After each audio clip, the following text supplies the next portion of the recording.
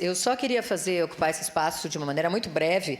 Às vezes, no nosso espaço de pequenas comunicações no início da sessão, a gente não consegue fazer, todos os votos que a gente tem e que gostaria de encaminhar pela grandeza. E eu tenho um cuidado muito grande para, nos votos de congratulações também, a gente prestigiar aquelas pessoas que levam o nome de Caxias do Sul para outros lugares, e conseguem fazer com que a cidade vá se tornando referência em tantos momentos, em tantos movimentos, em tantos segmentos.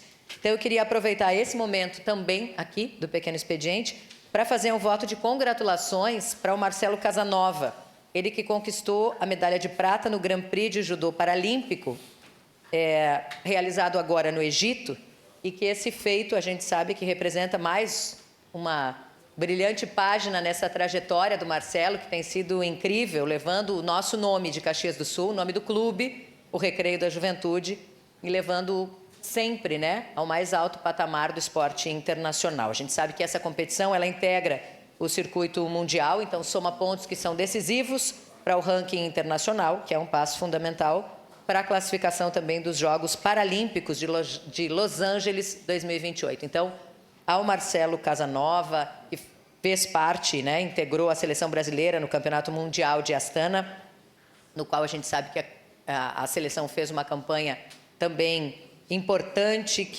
uma campanha histórica, reafirmando talento, dedicação e espírito de superação de todos. Mas ao nosso querido judoca Marcelo Casanova, mais uma vez, muito obrigada por levar o nome de Caxias do Sul, do Recreio da Juventude e de todos nós por onde tu andas. Parabéns por essa conquista. Um abraço bem grande, meu e de toda a Câmara de Vereadores de Caxias do Sul. Obrigado, vereador.